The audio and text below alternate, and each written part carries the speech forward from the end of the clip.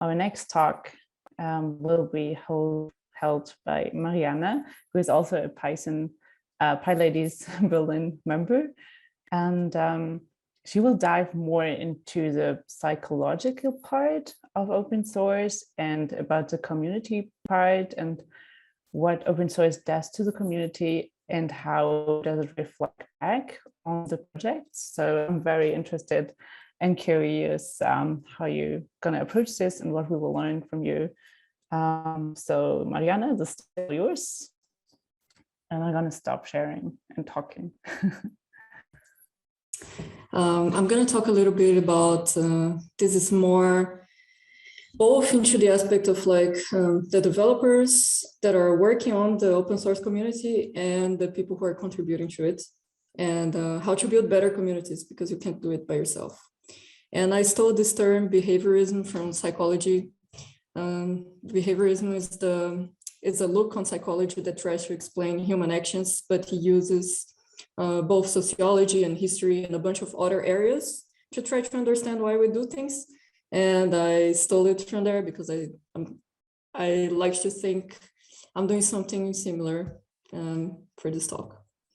So about me, I've been working with open source for about a third of my life, but not always contributing code. I started translating things for MDN, the JavaScript documentation, and yeah, organizing events and this kind of stuff. I've been very close to communities like Mozilla, Qt, Conda4, Jupyter, NoFocus, and Rust. I've read a bunch about it and I'm very into it. These are all my qualifications to give this talk. I'm gonna go a little bit fast because I ended up with a huge talk and we only have 20 minutes. But I want to talk about what are the elements present in open source that I think that are relevant to build an open source project. What's the really hard problem in tech? And then in the end, I want to reflect a bit, about ourselves and yeah, what is our position in all of this. So a really easy element in open source is license, right? So we have many different open source licenses, and what brings them together is that everyone can use the code commercially, you can distribute it, you can modify it, you can use it privately. But so here I chose some of the main open source licenses, but I'm not going to talk about all of them in detail, just point out some differences, like the Apache license, for example. You can use, distribute, modificate, but the people who are sharing the code don't necessarily have to disclosure the source code. And that's already like a bit of a problem, because if you don't disclosure the source code, then you only have the binaries. And then for you to be able to modify and share it, yeah, of course you can do it, but good luck trying to read binary and like doing whatever, forgot the word. Trying to rebuild the code by yourself, like it's really hard.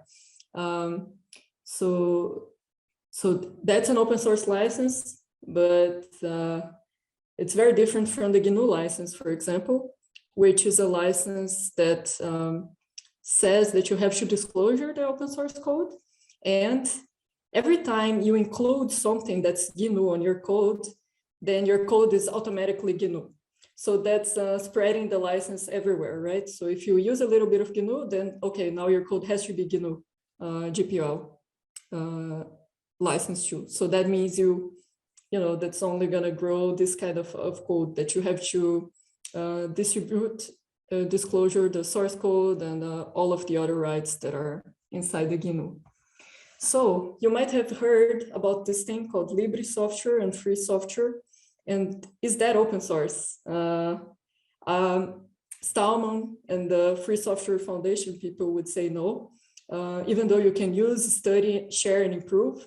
I already showed you a difference between the GNU and the Apache license. They're like very, very different. They're both open source, but these two things create two different kinds of, very different kinds of products. So the GNU is a free and LIBRE license, but the Apache is not.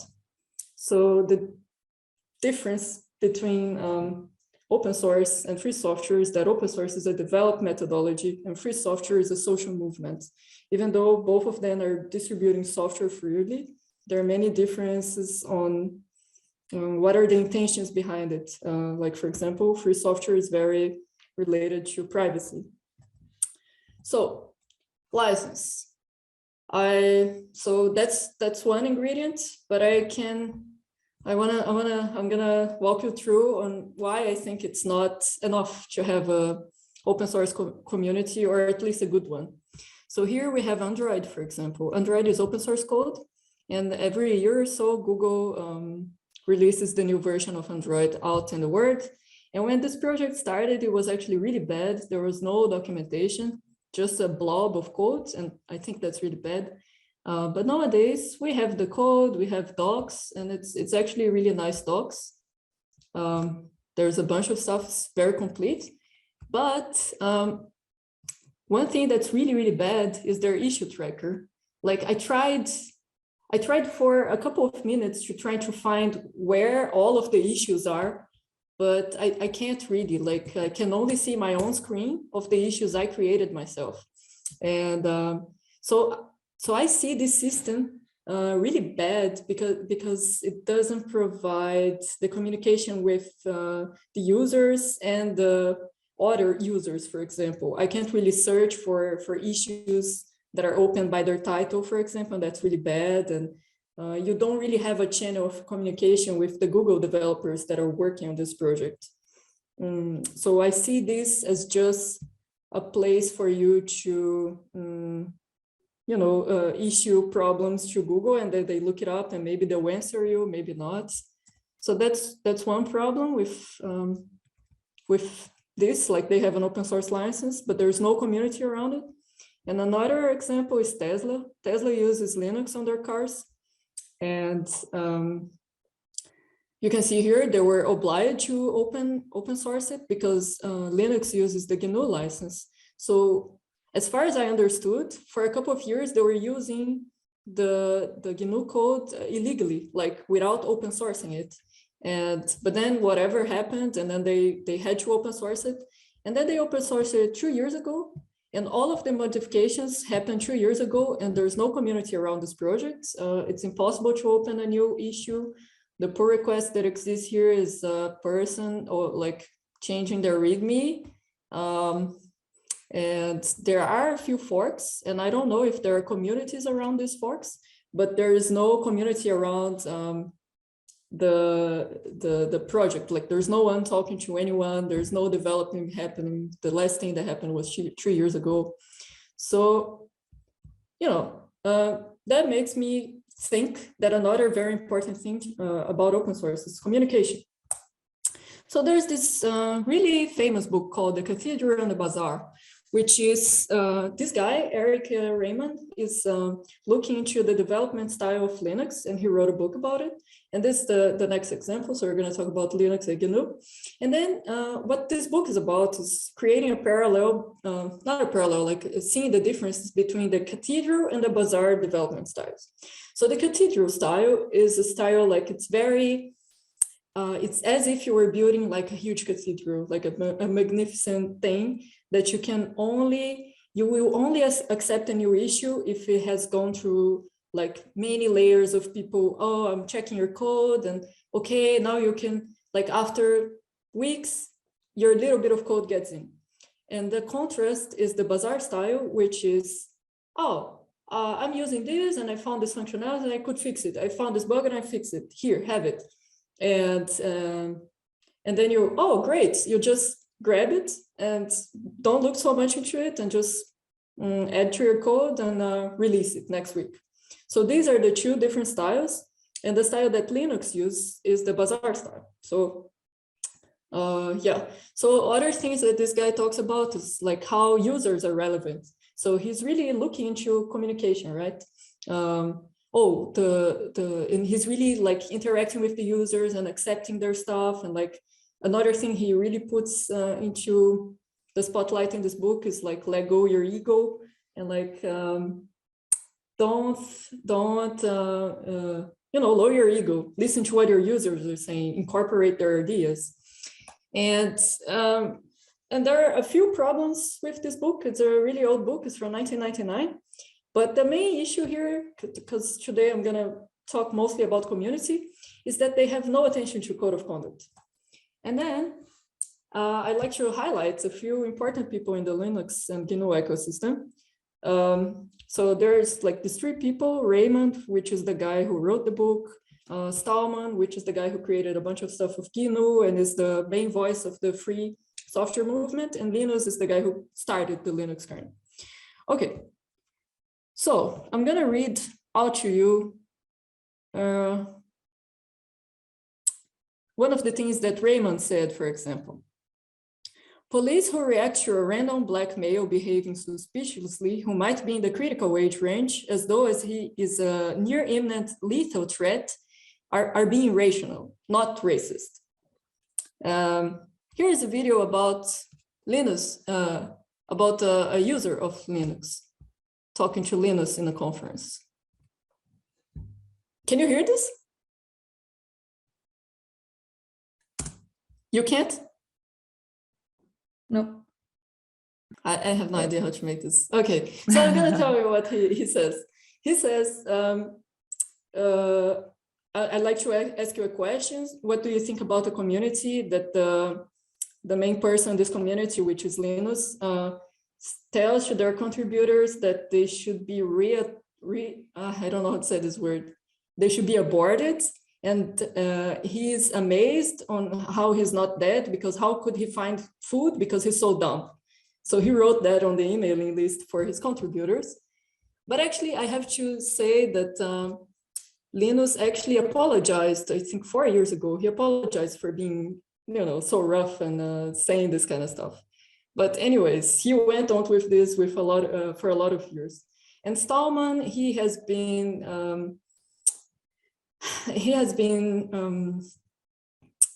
there's an open letter. I think 2 years ago, there was an open letter, so you could sign it. I even signed it.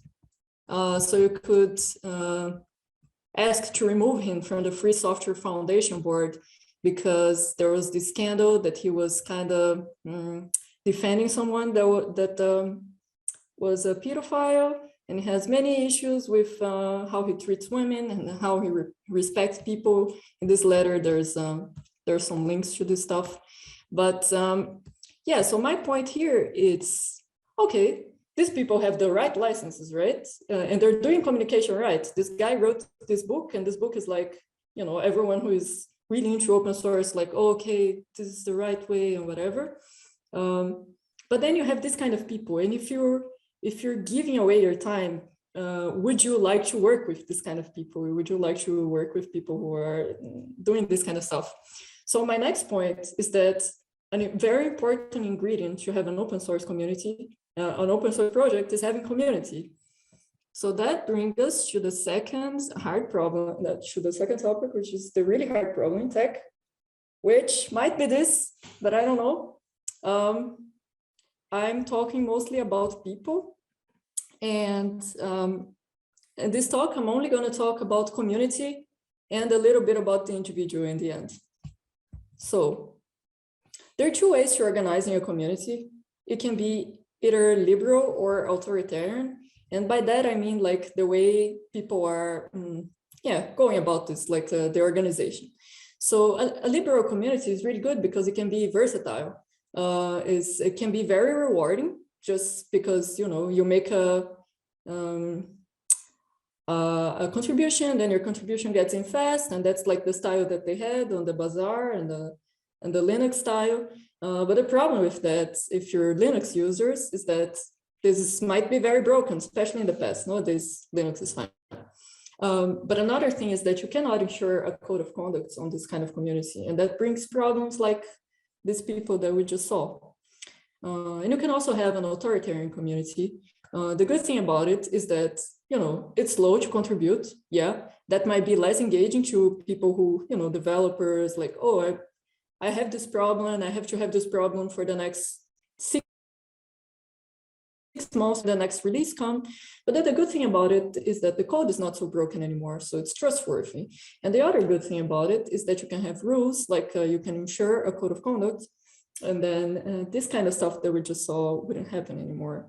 So it's it really depends on what kind of project you're going about. But I would say for most projects, an approach that takes a little bit of both words, it's good. So yeah. So another positive thing about having a code of conduct is that it brings diversity. I receive a lot of questions all the time. Like every time I put something on the internet and then people say, oh, it's a girl who did it. They come to me and they're like, oh, how can I make my community more diverse? How can I bring girls to my community or to my company, or, you know? And I'm like, well, have you thought about having a code of conduct and enforcing it? Because we're gonna see further, that's really important to women. So here is a survey that GitHub did on 2017, and this is the number of people who, by gender, who answered the survey. And you have 95% men and 3.5% women inside open source, and that's crazy. That's insane. So yeah. So here, this also comes from this survey, and then we can have a look. Like the orange is the men, blue is women. And for the right, it's very important to have, and for the left, it's very important not to have. And then you look at stuff like, for example, welcoming communities. Women are, it's important to women to have welcoming communities, or contributing guide. It's also important. A code of conduct is also important. So, you know, even though they didn't have a lot of data, but the women that they had there said that this kind of stuff was important. So, yeah. So another thing about community, I know I talked about this earlier as communication, but it's inside community, is having, for example, documentation. In the same survey, incomplete or confusing documentation was one of the biggest issues that everyone would find in open source. And yeah, and also other things, if you're interested, like unresponsiveness, 80%, unwelcoming content, 20%, conflict, 50%. Yeah. So documentation is really important for it to be complete, readable, and correct. Like it's a lot of stuff, but if you don't have, I would say if you don't have these three things, I don't know how much your documentation is worth it, but it's really important to focus on documentation. And I will assure you that if you have a project that, if you have a user and there is your project that fits their needs perfectly, and the other project that not so much, but they have good documentation, the users are probably going to go to the good documentation project. So it's really, really important if you want to have a big community and a diverse community to have documentation. And another really important thing about communities is having interaction.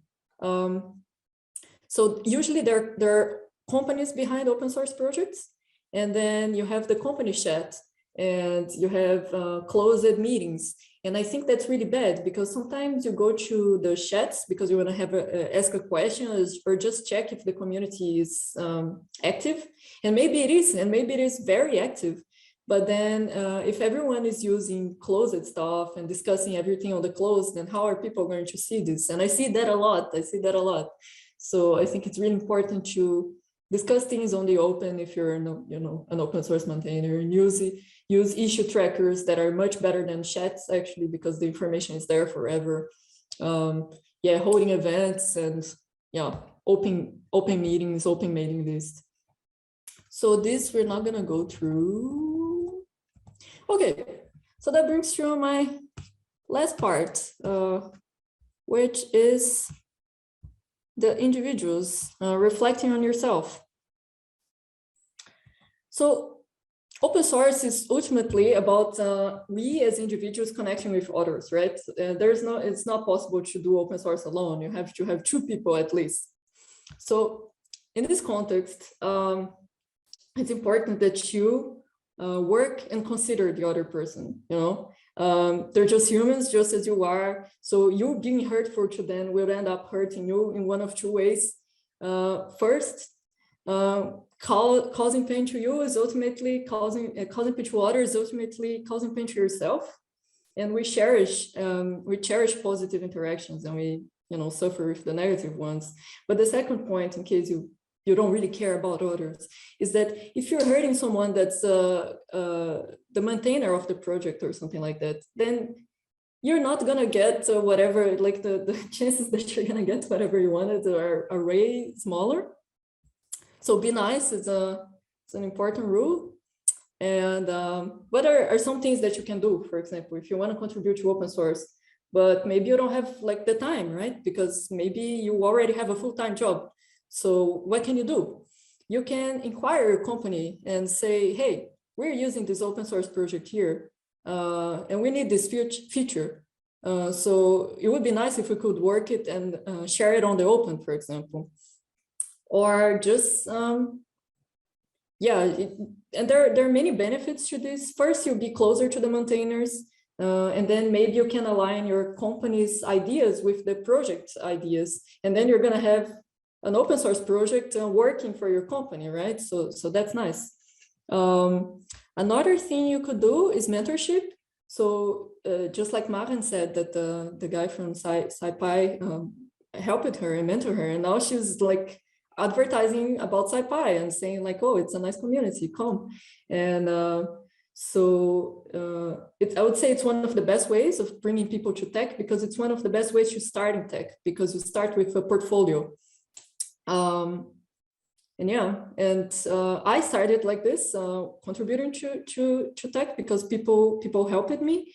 And now I like to think I am giving back to my community, like doing this kind of talks and like being part of PyLadies. So it's, I don't know, it's very like you give your time as a senior engineer, nurturing a junior engineer, and then you are helping a lot, because if this person actually gets into open source, then this person is going to help a lot of people. And another thing is play the capitalist game. So we live in a capitalist world. And a very important form of activism is how you buy your things, right? So if you can buy privacy, buy privacy. If you can buy for people who are, respecting your privacy, buy these things. If they're disrespecting you, don't. I know it's a hard thing, but I wonder how important it is to have something saying, oh, hey, Google, light up my room, and instead of just pressing a button, and then the price of that is maybe having something eavesdropping you from time to time, and I don't know. But yeah, so I think we can make a difference. And that's all I have for today. Thank you. I don't know if you have questions, but it's all. Wow, super good. Yeah, I'm deep in my thoughts right now, but I also like what you said in the last minute, basically. Yeah, it's easy to go the easy way, but it's more important to really think about what you buy, what you use, what you choose to use to make a difference. It's also hard, right? Mm-hmm. It's super hard, but with some things it's not so hard, I think, to make a difference. Yeah, some things, if they become a habit, and you just watch out what you do, what you buy, where you buy, which search engine you use, you can make a big difference with a little change in your life. So I think that's very important. Exactly. I was wondering, can you see from the outside, with the experience you have working on open source projects, can you see from the outside already if it's a bazaar or a cathedral, if you want to choose?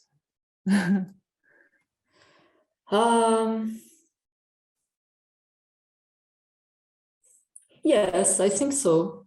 Like you can check for the pull requests and see how picky people are with how much are they asking you to review your code again? Oh, can you review that? Oh, I have so many nitpickings. And how many versions they are releasing. some projects release like really, really rarely because they really want to make sure nothing is broken, and then they have to have so many tests for everything, and that would be a cathedral. And if they don't, then it's a bazaar. I would say. Yeah, you can basically read the conversation through the pull requests, and you can see how fast they process it, and also probably who is answering the pull request. It's always the same person or the same 3 persons, and it's probably more cathedralized. Yeah. I'd say so too. So should I care already about the license? If I'm contributing to a project, should I already check out what license they are using to be careful about it or to be conscious about it? I don't know, like that's a hard question. Because, you know, if you ask the people from Free and LIBRE software, they're gonna be like, yeah, you should only contribute to open source that's free and LIBRE because that's the only good open source. The rest is evil people predating on your time and this kind of stuff. And I think that might be true, but but not necessarily. So yeah, that was Paloma. You heard like in your answer. I think one good thing to look at is are these people, do they have a community around things, or like are they only, you know, making available the binaries and this kind of stuff? Then I would be I mean, you can't even contribute, right, for this kind of stuff. How are you gonna code based on binaries? Like, I don't know. Yeah, and also I would say the language is important, like how people are treated, like especially beginners, like are they treated respectfully, or like are they like, I don't know, like treated like in a derogative way, like that's of course a red flag. True. I'm just going to read out 2 more questions from Paloma I have here. What do you think we can do to improve diversity in open source? Yeah, I think, like personally, and as we saw on the study and what I see around me, is people don't think this is serious, but like having a code of conduct and enforcing it and advertising for it. Like for example, the Rust community is very, very diverse, and they are full of they're very heavy on this, of like, you're gonna come here and you're not gonna be overlooked. If something bad happens to you, this person is not part of our community anymore. And I think that's very important because we are minorities in tech, and that's and we need to feel safe in a place. So it's I think that's the big reason why we don't have so many women in open source, because women are like insecure. They're yeah, I'm gonna go there and I'm gonna be treated badly, and because as we saw with the Linux project, that's what happened before, right? That's the norm. Like if I'm already treated badly, like in general in my university, in my job, I'm gonna go to this place where there's this huge nerds, and it's gonna be even worse. So yeah. Yeah, I mean, the Linux project is a particularly bad example, or like, I mean, Linux Torvald in particular, I know. But yeah, I mean, from my experience, what I've been seeing with the scikit-learn sprints is that people are really happy to be part of sprints or workshops. The issue is that they don't like to, or maybe don't have like the time or the commitment, like in their own time, like when they don't have a community around them, like they don't take time and say like, now I'm going to sit down and contribute to this open source project. But within the community setting, like workshop or sprint, like, they are really happy to do this. And recently there was a scikit-learn sprint for returning contributors, and there were a number of returning contributors. And so yeah, like keeping people engaged, I find really helps a lot. But like organizing these workshops is a lot of work. Like Reshma does a lot of work. Like it's not something that you can organize within a few hours. So yeah, it takes very active it takes a proactive attitude from the community. That's true. I used to work at the Qt company, and they are really old software too, like C++, really old. And we had this kind of stuff, stuff where people would come together to contribute, but it was very non-diverse because, you know, like we got contributions out of this a lot, but it was very non-diverse because Qt is not a safe place. It's not a place, you know, for most people, I would say. Like if you're not white, man, whatever, you're not going to be safe in there. So that's why we don't attract,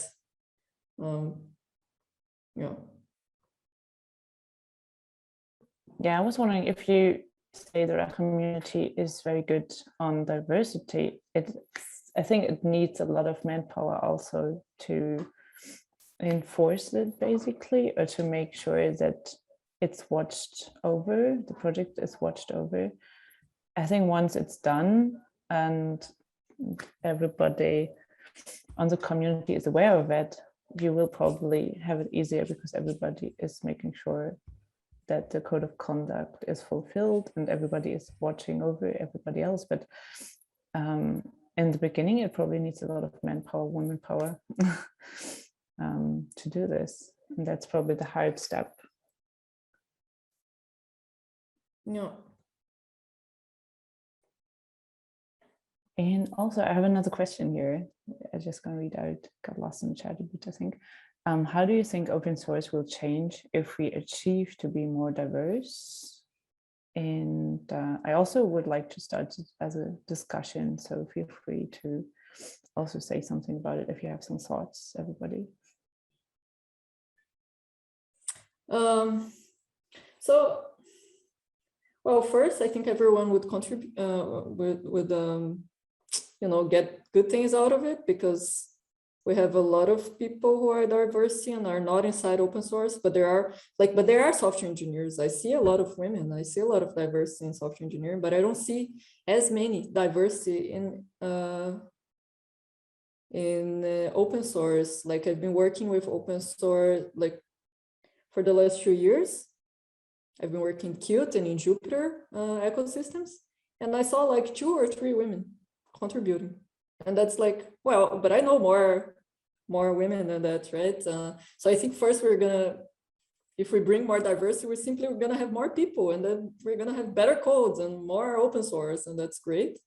But also, no one likes to be in a place like that video from Linus that I was showing.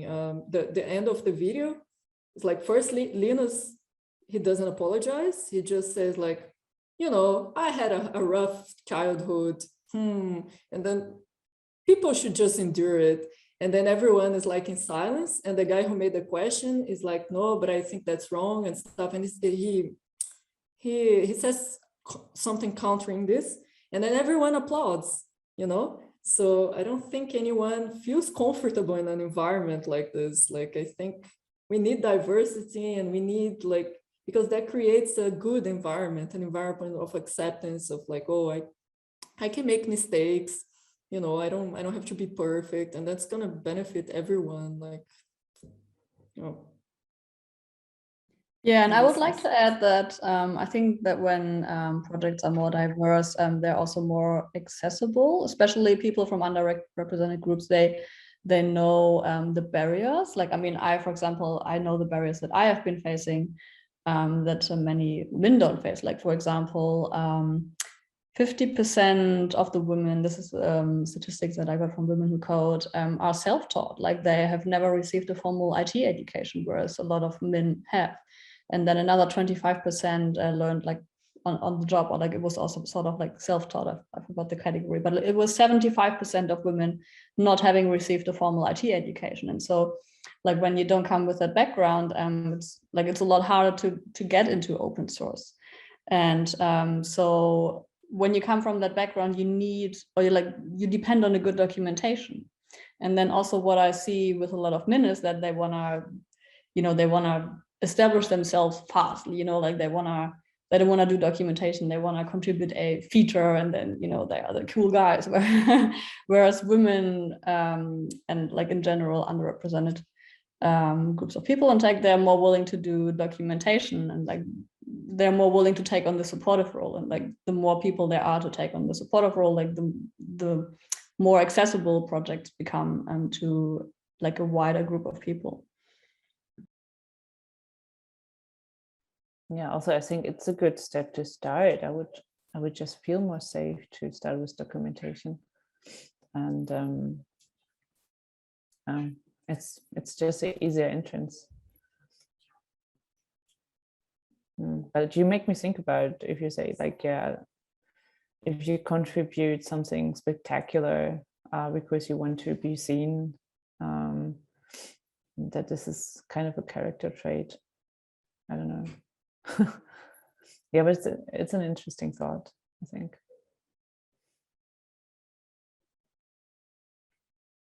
All right, do we have more questions? I hope people are inspired to actually start contributing and do the little steps. And yeah, if you just follow up on our Meetup pages, we probably gonna start something. I think we have the spirit. I think right there's now. a question. Oh yeah. By Christina. Down.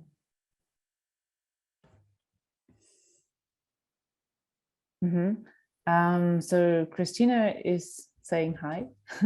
Thanks for all the presentations. It's been very interesting to see you all, but she is confused about where to find the projects. I think she relates to the open source projects.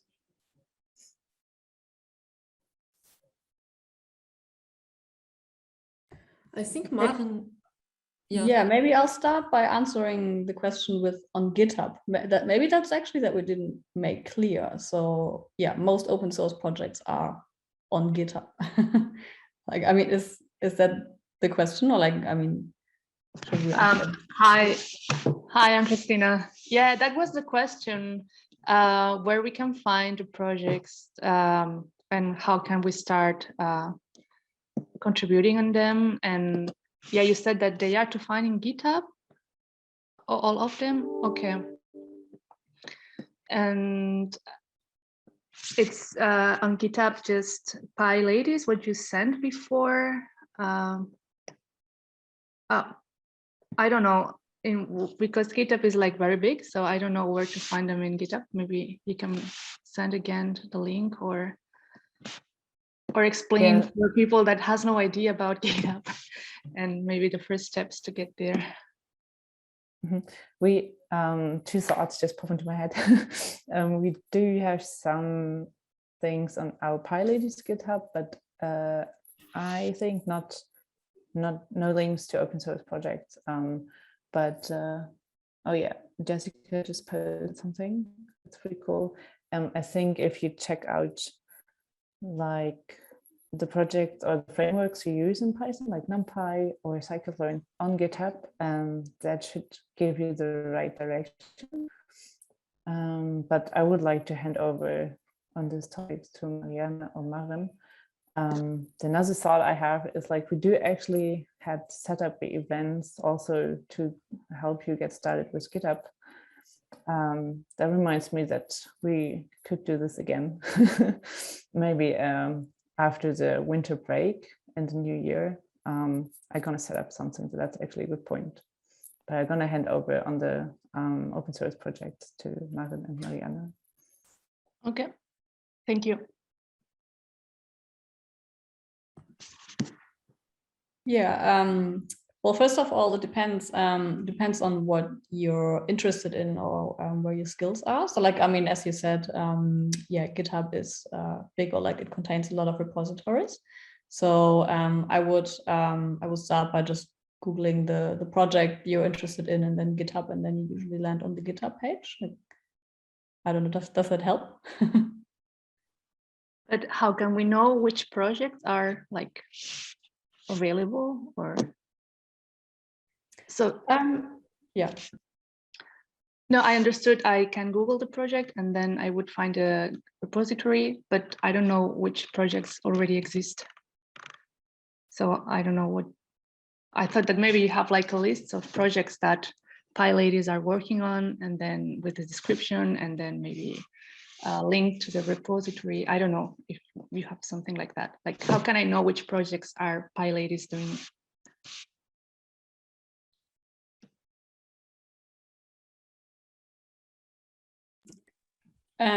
Yeah, to the best of my knowledge, like that doesn't exist. It's not like that PyLadies like as a group contributes to like certain projects. It's more like individual people contributing to like different projects that they are interested in.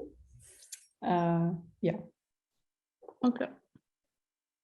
Yeah, but like it depends on what you're interested in, because there are open source projects for everything. So maybe you like, if you're working with software in your day-to-day life, maybe you want to grab an open source project that's related to your work somehow, and then that's a really nice thing to have. Yeah. Okay, I understand now. Okay. Yeah. Yeah, but if you're interested in good communities, I know the Mozilla community is really great, and everyone under and everyone under non-focus I ever worked with were amazing. Like I work very close to Jupyter people, and they're always super sweet, and the Scikit people are also very sweet. Yeah. Okay, cool. Yeah. Okay, I understand now. Yeah. Okay, perfect. Yeah. Thank you.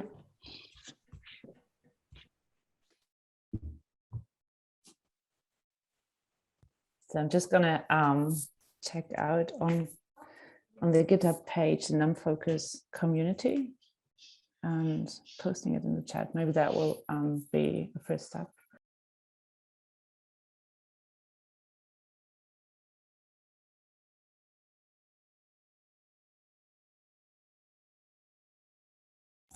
And I think I saw Maya, if you maybe wanted to say something. No, you mean me? Yeah, exactly. Yeah, I wasn't sure well, if you wanted to say something. Christina, no, I just wanted to explain a bit where does that question come from. We both have a GitHub account because she's an engineer, I'm a physicist, and we both use GitHub to to code and share our programs, for example, with other students and things like that. But we were motivated to participate in some bigger projects. I don't know, that's where we were thinking like, oh, maybe there is a big project where we can contribute not just my codes to plot, I don't know, electronic band structure, for example. So that was the question, where are the, I don't know, big projects where they need people to, contribute to the code. I mean, where the community is nice, because otherwise there are, of course, in physics, there are many codes where people contribute in other languages, not in Python, but we would like to, I don't know, work in other communities. That was the question, I think. So yeah, Mariana said Mozilla, which is, I don't know, maybe too big, I don't know. And, but well, we will mess around. Yeah, yeah, Mariana, you go ahead. But I just thought about maybe it's too big thought. I think also, yeah, the projects are very big, but don't be scared. I think there will be small tickets or issues that you could start with. And even, well, especially because the community is big or the product is big, it's probably easier to get on board and to find a mentor, because so many people are involved, and that would be my thought. So yeah, don't be scared to maybe challenge yourself to get in touch. Yeah. Have you ever tried between the PyLadies or the PyLadies to do something together? I mean, is there such a initiative? We do work internally together on our website, for example, to get this brushed up a bit, because it's a bit old. or we did the setup events where we do work together, but not on one project, more like getting everybody on board with Python. So yeah, I think it's by the time we organize something like this. Okay. Yeah, there's this meetup called Open Source Diversity, and they do exactly this kind of stuff. And 2019, when we were still doing get-togethers, many PyLadies were there, and we had Python projects. And yeah, another tip maybe, like I work with some physicists, but they're astrophysicists. So one thing they use a lot that's open source is AstroPy, and they contribute to AstroPy. So I think a tip would be, like you said, you code, so maybe you code in Python, and maybe check the libraries you're importing in your codes, because they are all open source, and then you can contribute to one of these libraries, for example. I don't know. Might be an idea of place to start. Okay, thank you. I also want to join Christina saying that I really like all the talks. Thank you.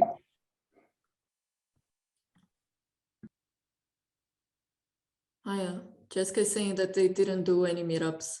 Maybe it's time. Yeah, most definitely. Also, we had a little bit of a break, apparently, right?